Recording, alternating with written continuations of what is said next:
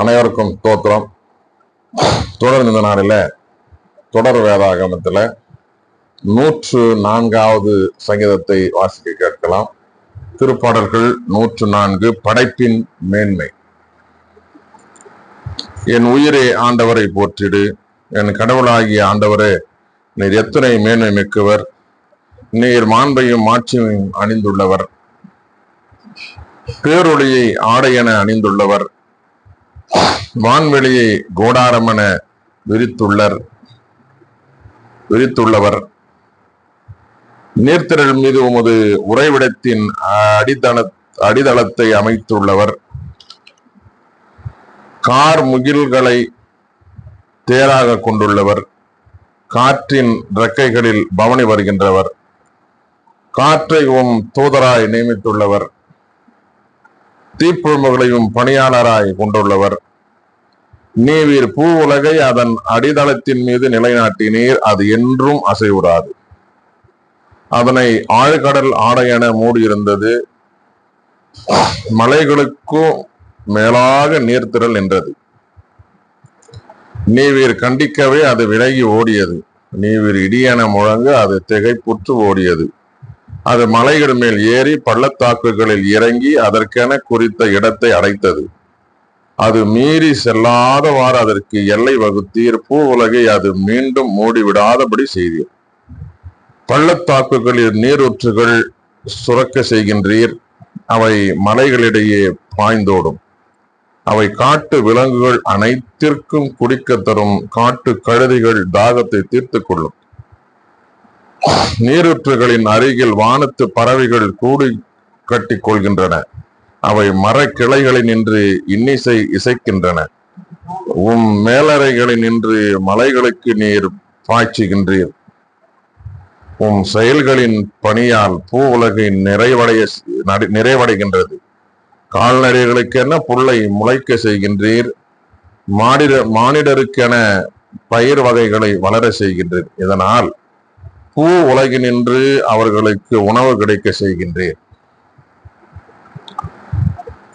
மனித உள்ளத்திற்கு மகிழ்ச்சியூட்ட திராட்சை ரசமும், முகத்திற்கு களையூட்ட எண்ணெயும், மனித உள்ளத்திற்கு புத்துணர்வூட்ட அப்பமும் அளிக்கின்றீர். ஆண்டவரின் மரங்களுக்கு, லெபனோனில் அவர் நட்ட கேதுர் மரங்களுக்கும் நிறைய நீர் கிடைக்கின்றது. அங்கே பறவைகள் கூடுகள் கட்டுகின்றன. தேவதாரு மரங்களில் கொக்குகள் குடியிருக்கின்றன. உயர்ந்த மலைகள் வரையாடுகளுக்கு தங்கும் இடமாகும், கற்பாறைகள் புழி முயல்களுக்கு புகலிடமாகும். காலங்களை கணிக்க நிலவை நீர் அமைத்தீர், ஆதவன் தான் மறையும் நேரத்தை அறிவான்.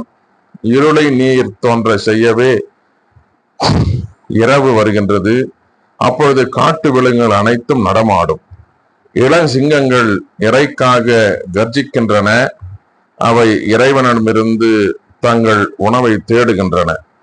கதிரவன் எழவே அவை திரும்பி சென்று தம் குகைகளுக்குள் படுத்துக் கொள்கின்றன. அப்பொழுது மானிடர் வேலைக்கு புறப்பட்டு செல்கின்றனர், அவர்கள் மாலை வரை உழைக்கின்றனர். ஆண்டவரே, உம் வேலைப்பாடுகள் எத்தனை எத்தனை, நீர் அனைத்தையும் ஞானத்தோடு செய்துள்ளீர். பூ உலகம் உம் படைப்புகளால் நிறைந்துள்ளது. இதோ பறந்து விரிந்து கிடக்கும் கடல்கள், அவற்றில் சிறியவனும் பெரியவனமாக வாழும் உயிரினங்கள் எண்ணிறந்தன. அங்கே கப்பல்கள் செல்கின்றன, அங்கே துள்ளி விளையாட லிபியத்தானை படைத்தீர். தக்க காலத்தில் நீர் உணவளிப்பீர் என்று இவையெல்லாம் உண்மையே நம்பியிருக்கின்றன. நீர் கொடுக்க அவை சேகரித்து கொள்கின்றன. நீர் உமது கையை திறக்க அவை நலன்களால் நிறைவுறுகின்றன. நீர் உமது முகத்தை மறைக்க அவை திகிலடையும். நீர் அவற்றின் மூச்சை நிறுத்திவிட்டால் அவை மாண்டு மறுபடியும் புழுதிக்கே திரும்பும். உமது ஆவியை நீர் அனுப்ப அவை படைக்க பெறுகின்றன. மன்னகத்தின் முகத்தை புதுப்பிக்கின்றீர். வாண்டவரின் மாட்சி என்றென்றும் நிலைத்திருப்பதாக. அவர் தம் செயல்களை குறித்து மகிழ்வாராக. மண்ணுலகின் மீது அவர் தம் பார்வையை திருப்ப அது நடுங்கும். மலைகளை அவர் தொட அவை புகை கக்கும். நான் வாழும் நாளெல்லாம் ஆண்டவரை போற்றி பாடுவேன். என் உயிர் உள்ளவரையிலும் என் கடவுளுக்கு புகழ் சாற்றிடுவேன். என் தியான பாடல் அவருக்கு உகந்ததா இருப்பதாக. நான் ஆண்டவரில் மகிழ்ச்சி கொள்வேன். பாவிகள் பூ உலகினின்று ஒழிந்து போவார்களாக, தீயோர்கள் இனி இல்லாது போவார்களாக. என் உயிரே நீ ஆண்டவரை போற்றிடு. அல்லேலுயா. வாசிக்க தெரிந்து கொள்ளப்பட்ட 104வது சங்கீதம் வாசித்து முடிந்தாயிற்று. பிரியமானவர்கள், தொடர்ந்து தொடர் வேதாகமத்தில் இணைந்திருங்கள். கர்த்தர் நம்மையும் நம் குடும்பங்களையும் பிள்ளைகளையும் எதிர்கால வாழ்வையும் ஆசீர்வதித்து வழிநடத்தி காப்பாராக. ஆமென்.